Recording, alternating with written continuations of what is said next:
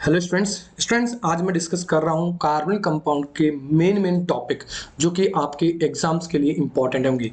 दोस्तों अगर आप सीबीएसई बोर्ड से हैं या आरबीएसई बोर्ड से हैं, दोनों के लिए ही ये टॉपिक इंपॉर्टेंट है। इससे पहले मैंने काफ़ी रिएक्शन डिस्कस कर ली हैं। इनकी पीडीएफ आपको मेरे चैनल जो टेलीग्राम चैनल है AR केमिस्ट्री धाम, इस टेलीग्राम चैनल पर आपको इसकी पूरी की पूरी पीडीएफ मिल जाएगी। ठीक है, इसके अलावा भी मैंने बहुत सारे ऐसे वीडियोस डाल रखे हैं जो आपके एग्जाम्स के पर्पस से बहुत इंपॉर्टेंट है। देखिए मैंने कुछ रिएक्शंस थी जो मैंने डिस्कस कर ली थी लास्ट जो लेक्चर था, उसमें स्टीफन रिएक्शन के बारे में, रोजेनमूड रिएक्शन के बारे में, कैनेडा रिएक्शंस के बारे में, ये कुछ रिएक्शंस थी जो मैंने डिस्कस करनी थी दोस्तों। इसमें से कुछ मैक्सिमम पॉइंट्स अपन डिस्कस कर चुके थे। जैसे ये साइनाइड की रिएक्शन देखिए, ये जो साइनाइड की रिएक्शन है उसमें से तीन तरह के क्वेश्चंस बनते हैं, रिडक्शन के बेसिस पर, हाइड्रोलाइसिस के बेसिस पर और RMGX के बेसिस पर। ये मैंने लास्ट वीडियो लेक्चर के अंदर डिस्कस कर लिया था। इसके अलावा देखिए स्टीफन रिडक्शन काफी इंपॉर्टेंट है, रोजेनमूड रिडक्शन, डाइबल की प्रेजेंस में ऑक्सीडेशन रिडक्शन। इसके अलावा कुछ मैंने क्वेश्चंस लिए थे जो कि आपके आरपीएससी हो सॉरी सीबीएसई बोर्ड एग्जाम हो या राजस्थान बोर्ड एग्जाम हो, इनके लिए काफी इंपॉर्टेंट क्वेश्चन है। इसके अलावा देखिए ये है कैनिजारो रिएक्शन, ये इस बार आपके लिए काफी इंपॉर्टेंट होने वाली है। सीबीएसई बोर्ड हो या आपके आरबीएससी बोर्ड हो, इस बार ये काफी इंपॉर्टेंट एग्जाम होने वाला है। इसके लिए ये रिएक्शंस काफी यूजफुल होंगी। ठीक है, ये क्वेश्चंस मैंने लिए हैं। आज मैं कुछ आगे वाले क्वेश्चंस कर रहा हूं जो कि काफी इंपॉर्टेंट है। देखिए एक छोटा सा क्वेश्चन ले रखा है, इसमें आपको इसका आईपीसी नोमेनक्लेचर बताना है। ठीक है, तो नोमेनक्लेचर के लिए मैं बात करूं तो सबसे पहले लॉन्ग कार्बन चेन ले लीजिए, ये ले लीजिए, नंबरिंग कर ली 1 2 3 4 5, तो 5 कार्बन हो गए, सब्स्टिट्यूएंट ग्रुप है नहीं तो पेंट हो गया। फिर 2 पर डबल बॉन्ड है इसलिए 2 इन हो गया, और 1 पर फंक्शनल ग्रुप है एल्डिहाइड इसलिए 1L हो गया। ठीक है, right the structure of 3 methyl butanol. देखिए 3 मिथाइल ब्यूटेनॉल की स्ट्रक्चर पूछ रहा है, तो देखिए जब भी स्ट्रक्चर ड्रॉ करें तो आप क्या करें, इसको पीछे से पढ़ें, पीछे से रेडी करें। यहां से जो 3 मिथाइल है, 3 मिथाइल ब्यूटेनॉल, तो देखिए इसमें एल्डिहाइडिक फंक्शनल ग्रुप है, इसका मतलब CHO लगेगा। ठीक है, 4 कार्बन है, लॉन्ग कार्बन चम इसलिए ब्यूटेनॉल हो गया, तो 1 2 3 और ये 4 हो गया। तो कुछ इस तरह से आप नेम दे सकते हैं। फिर अपने पास 3 पे मिथाइल जुड़ा हुआ है, ये लीजिए हो गया, आपको इसको वैलेंसी पूरी कर दीजिए, ये आपका पूरा का पूरा कंप्लीट हो गया है। देखिए आगे चलिए, right the structure of 3 methyl Benz aldehyde molecule. अब देखो सीधे सीधे रखिए, बेंजीन रिंग लगा लीजिए, ये बन गया बेंजीन रिंग, ये बन गया एल्डिहाइड, और यहां से नंबरिंग कर लीजिए 1 2 3 और 4, यानी 4 मिथाइल कह दो या पेरा मिथाइल कह दो, 4 मिथाइल या पेरा मिथाइल बेंज एल्डिहाइड हो गया। ठीक है, draw the structure of compound whose IUPAC name is. देखो ये सारी इजी क्वेश्चंस हैं, क्वेश्चन नंबर 7 अब आप कर लीजिएगा। ठीक है, आगे चलता हूं मैं, ये सारे वैसे आईपीसी नेम के बेसिस पर ही हैं। क्वेश्चन नंबर 10 पे आ जाइए। क्वेश्चन नंबर 10 कह रहा है कि आपको अरेंज करना इनको, arrange the following compounds in an increasing order of their reactivity towards nucleophilic addition reaction. देखो न्यूक्लियोफिलिक एडिशन रिएक्शन की बात करें तो कार्बोनिल कंपाउंड की सबसे इंपॉर्टेंट रिएक्शन होती है ये। कौन सी? Nucleophilic addition reaction. इसके लिए अगर मैं बात करूं तो इसमें वो एल्डिहाइड सबसे फास्ट रिएक्ट करेंगे जिसपे सबसे कम कार्बन का एल्काइल ग्रुप जुड़ा हुआ होगा, या मैं कह दूं कोई भी एल्काइल ग्रुप नहीं होगा। तो एल्डिहाइड ले लीजिए, सबसे पहले एल्डिहाइड सबसे ज्यादा रिएक्ट होंगे, फिर कीटोन होंगे। अब एल्डिहाइड में भी सबसे आगे कौन सा हो जाएगा? Form aldehyde. तो देखिए इथेनॉल दे रखा है CH3CHO, प्रोपेनॉल दे रखा है, ठीक है 3 कार्बन का एल्डिहाइड है, और प्रोपेनॉन और ब्यूटेनॉन दे रखा है। तो 3 कार्बन का कीटोन दे रखा है और 4 कार्बन का कीटोन दे रखा है।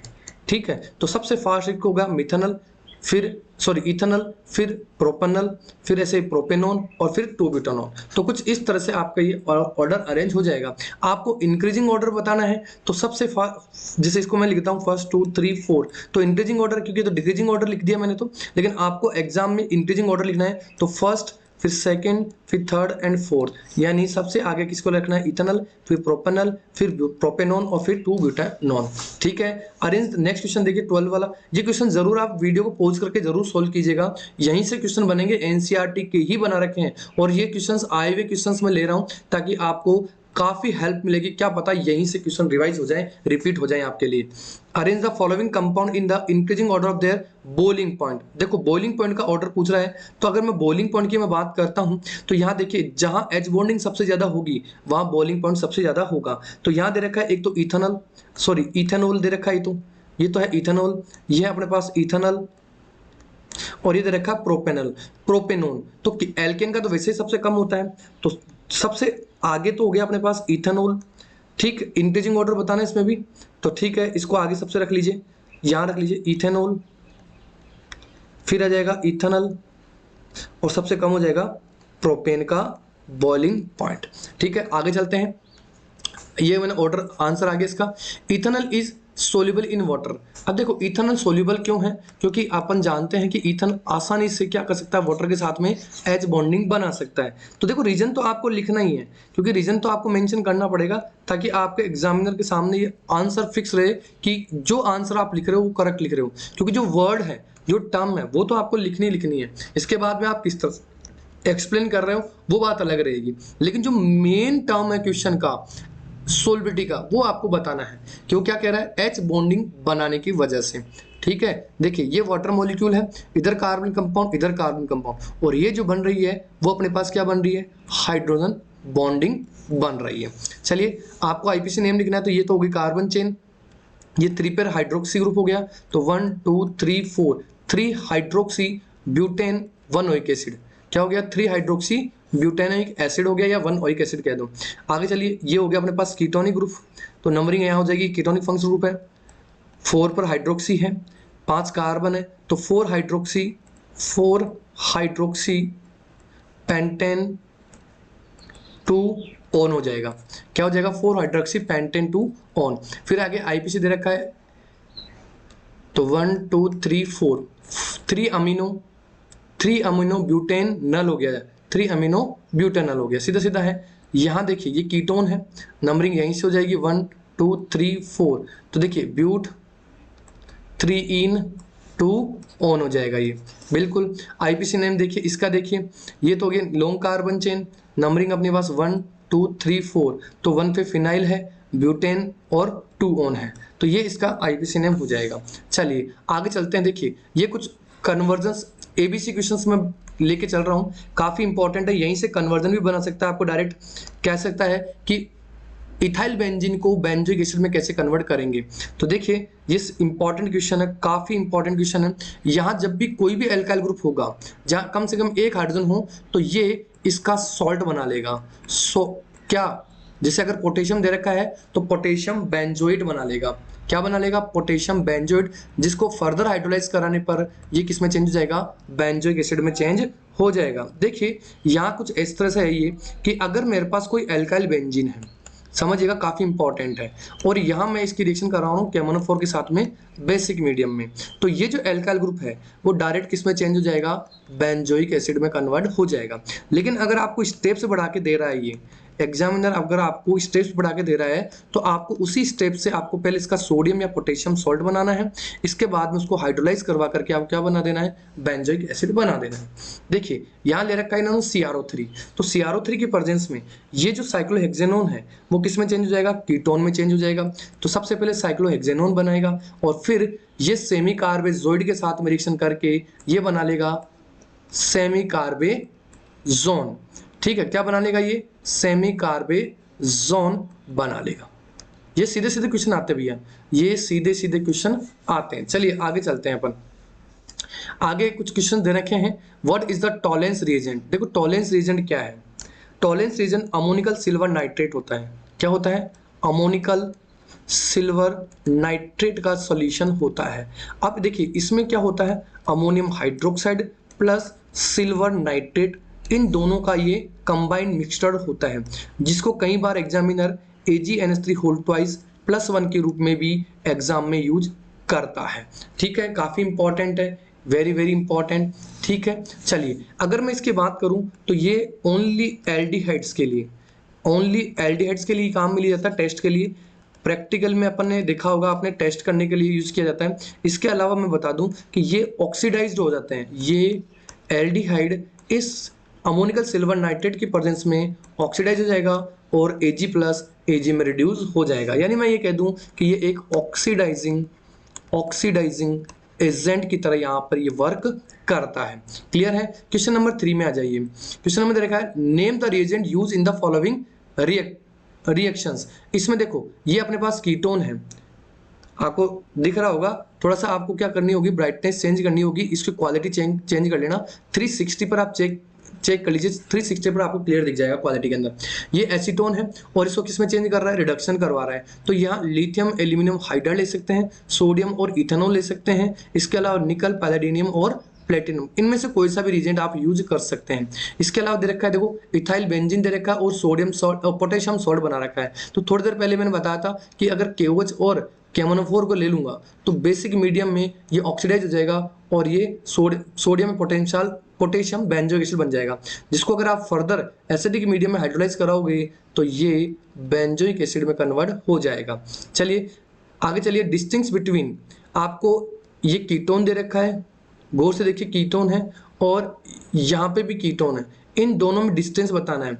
तो देखिए इसमें सबसे पहला डिस्टेंस तो आप हेलोफॉर्म रिएक्शन का दे सकते हो।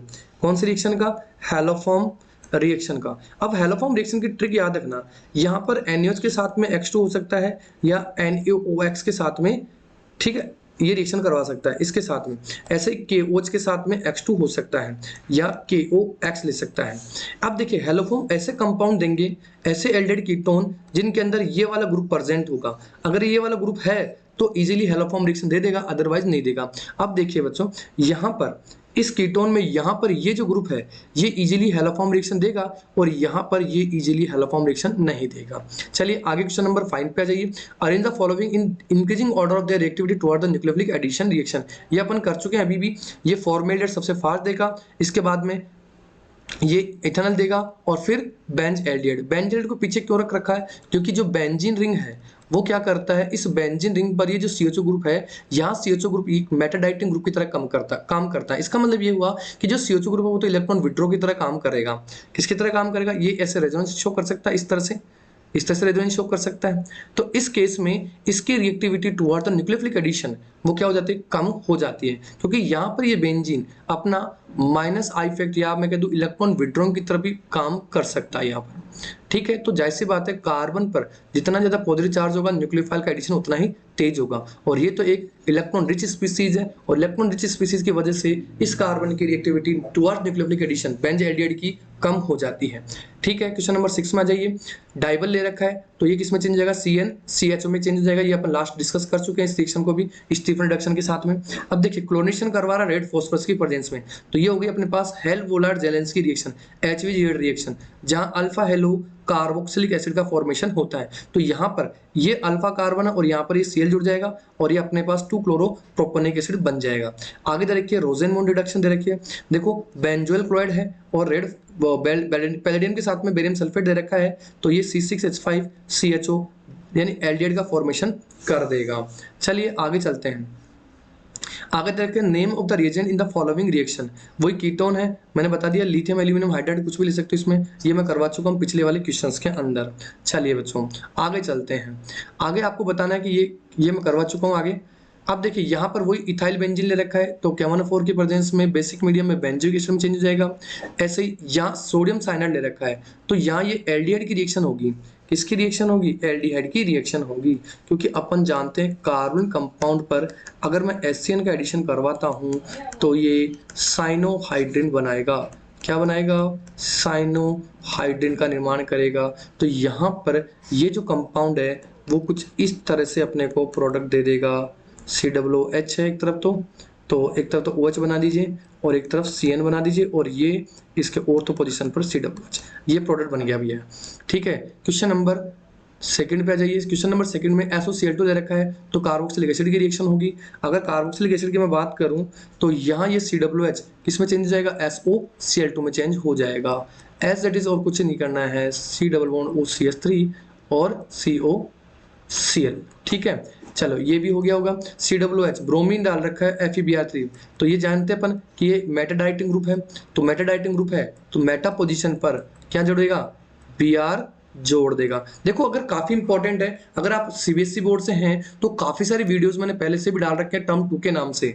टर्म सेकंड के नाम से डाल रहा हूं। और अब जो आपका एग्जाम लगेगा 7 मई को, उससे पहले मैं 90% से 100% आपकी केमिस्ट्री कंप्लीट करवाने की कोशिश करूंगा। ऑर्गेनिक तो आपको पूरी की पूरी मिल जाएगी, इसके अलावा कोऑर्डिनेशन जो काफी इंपॉर्टेंट है, इसके अलावा काइनेटिक्स, ये जो टॉपिक्स है वो काफी इंपॉर्टेंट है, तो ये मैं डिस्कस करूंगा, जरूर डिस्कस करूंगा ऑर्गेनिक के साथ साथ। ठीक है, तो ये मैंने सारे के सारे क्वेश्चन यहाँ सॉल्व करवा दिए हैं। क्वेश्चन नंबर 10 में आ जाइए। Describe how the following conversion are carried out. तो आपको बताना है कि टोल्यूइन को बेंजोइक एसिड में कैसे चेंज करेंगे। तो अभी जस्ट बताया मैंने, कैमोनोफोर की प्रेजेंस में बेसिक मीडियम ले लीजिए, डायरेक्ट कन्वर्ट हो जाएगा। Bromobenzene to benzoic acid. अब देखो ये अच्छा क्वेश्चन है, ये ब्रोमोबेंजीन है, ब्रोमोबेंजीन है, इसको आप बेंजोइक एसिड में कैसे कन्वर्ट करोगे? फटाफट सोचिए, जल्दी सोचिए, इस ब्रोमोबेंजीन को आप बेंजोइक एसिड में कैसे कन्वर्ट करेंगे? सोचिए फटाफट फटाफट। तो देखो अपन सीधे सीधे क्या करेंगे, पहले ब्रोमोबेंजीन की मैग्नीशियम सिलेक्शन करवा लेंगे। मैग्नीशियम बन गया, आरएमजीएक्स बन गया ये, और ये आरएमजीएक्स यानी फिनाइल मैग्नीशियम हैलाइड ब्रोमाइड बन गया, जिसका CO2 सिलेक्शन करवाएंगे और फिर इसको फर्दर हाइड्रोलाइज करवा देंगे, तो यहाँ बेंजोइक एसिड का फॉर्मेशन हो जाएगा। साइनाइड ले रखा है, कंप्लीट हाइड्रोलाइसिस कर रखा है, यहाँ पार्शियली है, सॉरी पार्शियली हाइड्रोलाइसिस है, तो अमाइड बन जाएगा। फिर इसका हाफमान ब्रोमाइड डिग्रेडेशन रिएक्शन करवा देंगे, तो एक CO बाहर निकल जाएगा और 2 कार्बन का अमीन बन जाएगा, जिसको फर्दर NaNO2 प्लस HCl के साथ रिएक्शन करवाएं तो ये इथेनॉल में कन्वर्ट हो जाएगा, जिसको फर्दर ऑक्सीडाइज करवा दिया जाए। देखो यहाँ 1 डिग्री एल्कोहल है, तो यहाँ आप कैमोनोफोर ले सकते हो, यहाँ कैमोनोफोर ले सकते हो एसिडिक मीडियम में या बेसिक मीडियम में, K2Cr2O7 ले सकते हो। इसके अलावा आप ले सकते हैं जॉन्स रिएजेंट CrO3 के साथ में H2SO4। लेकिन अगर यही रिएक्शन PCC की प्रेजेंस में होती तो ये इथेनॉल में कन्वर्ट होता। ठीक है, क्वेश्चन नंबर 11 पे आ जाइए। ये है स्टीफन रिडक्शन। तो यहाँ पर अपने पास इथेनॉल बन जाएगा, इथेनॉल का डाइल्यूट NaOH के साथ में। देखो गजब का क्वेश्चन है, यहाँ पर ये एल्डोल हो गया, एल्डोल रिएक्शन, तो यहाँ जो प्रोडक्ट बनेगा वो कुछ एल्डोल प्रोडक्ट इस तरह से बन जाएगा C। क्लियर है, और ये एल्डोल कंडेंसेशन हो गया और ये हो जाएगा अपने पास B वाला प्रोडक्ट, एल्डोल प्रोडक्ट। क्लियर है, यहाँ से भी डीएडिशन करवा देंगे और अपने पास ये प्रोडक्ट मिल जाएगा। ठीक है, तो यहाँ तक के क्वेश्चंस आपको करने हैं। इसके अलावा देखो ये कुछ क्वेश्चन दे रखे हैं, carboxylic acid do not undergo Friedel Crafts reaction. तो ये कह रहा है aromatic carboxylic acid do not undergo Friedel Crafts reaction because COOH group is a deactivating group, यानी मेटाडाइटिंग ग्रुप है इसीलिए। And the catalyst aluminium chloride Lewis acid get bounded to the carboxylic group, that's why it doesn't give the benzoic acid doesn't give the Friedel Crafts reaction. काफी important question था भैया। ठीक है, I hope आपको ये video lecture अच्छा लगा होगा। इसके नेक्स्ट क्वेश्चंस में आपको अगले वाले वीडियोस में आपको प्रोवाइड कराऊंगा। ठीक है दोस्तों, जरूर चैनल को सब्सक्राइब करके लाइक कर दीजिए और शेयर कर दीजिए, बेल आइकन को प्रेस करना ना भूलें, ताकि जो भी वीडियोस मैं आगे डालता रहूं उनके नोटिफिकेशन आपको मिलते रहे। चलिए ठीक है, thank you, have a nice day.